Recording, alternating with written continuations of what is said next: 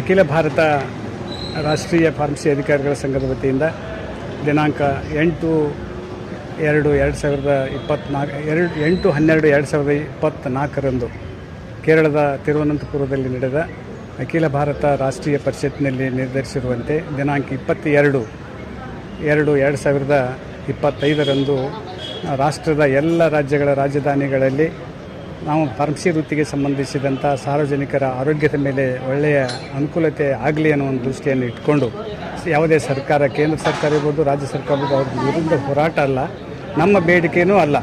ನಾವು ಸಾರ್ವಜನಿಕರಿಗೆ ನಾವು ಇಂತಿಂಥ ವಿದ್ಯಾರ್ಥಿಯನ್ನು ಪಡೆದು diploma in pharmacy, B pharma, M pharma, PhD ಮತ್ತು ಫಾರ್ಮಡಿ ವಿದ್ಯಾರ್ಥಿಯನ್ನು ಪಡೆದು ನಾವು ಸಾಕಷ್ಟು ಔಷಧಿಗಳಿಗೆ ಪರಿಣಿತ ಆಗಿರುವುದರಿಂದ, ಸಾಕಷ್ಟು ಔಷಧಿಗಳ ಬಗ್ಗೆ ದುಷ್ಪರಿಣಾಮಗಳನ್ನ ಆಗ್ತಾ ಇರುವುದರಿಂದ ಅದರ ಸಂಗ್ರಹಣೆ ಮತ್ತು ವಿತರಣೆ ಜೊತೆಗೆ ಎಲ್ಲ ರೀತಿಯಿಂದ ಅನುಕೂಲತೆಯನ್ನು ಪಡೆಯಲು ಸಾರ್ವಜನಿಕರಿಗೆ ಒತ್ತಾಯ ಮಾಡೋದ್ರ ಜೊತೆಗೆ ನಾವು ಪ್ಲೇ ಕಾರ್ಡ್ಸನ್ನು ಹಿಡ್ಕೊಂಡು, ಭಿತ್ತಿಪತ್ರಗಳನ್ನು ಹಿಡ್ಕೊಂಡು ನಮ್ಮನ್ನು ನೀವು ಉಪಯೋಗಿಸಿ ಅಂತೇಳಿ ನಾವು ಎಲ್ಲ ರಾಜಧಾನಿಗಳಲ್ಲಿ ನಾವು ಹೋರಾಟವನ್ನು ಮಾಡುವ ಜೊತೆಗೆ ಬರುವ ಏಪ್ರಿಲ್ ತಿಂಗಳಿನಲ್ಲಿ ಎಲ್ಲ ರಾಜ್ಯಗಳ ಫಾರ್ಮಸಿ ಅಧಿಕಾರಿಗಳು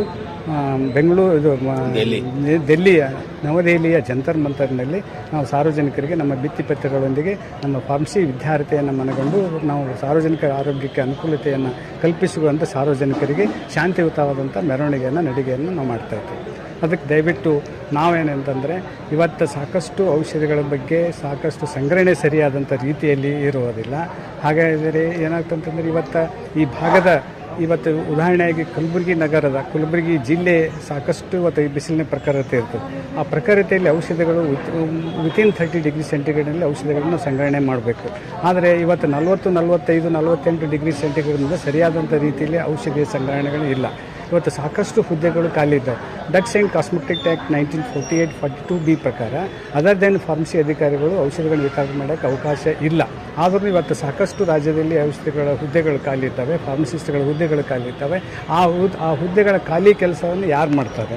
ಅದರಿಂದ ಸಾರ್ವಜನಿಕ ಆರೋಗ್ಯದ ಮೇಲೆ ದುಷ್ಪರಿಣಾಮ ಆಗ್ತದೆ. ದಯವಿಟ್ಟು ಸರ್ಕಾರಕ್ಕೆ ಒತ್ತಾಯ ಮಾಡೋದ್ರ ಜೊತೆಗೆ ನಾವು ಸಾರ್ವಜನಿಕರು ನಮ್ಮನ್ನು ಉಪಯೋಗಿಸುವಿ ಅಂತ ಹೇಳಿ ನಾವು ಬರುವ 22 ಮತ್ತು 2/2025 ಒಂದು ಕಾಲ್ನಡಿಗೆ ಮುಖಾಂತರ ಶಾಂತಿಯುತವಾದಂಥ ಸಭೆ ಮತ್ತು ಮೆರವಣಿಗೆಯನ್ನು ಮಾಡ್ತೇವೆ.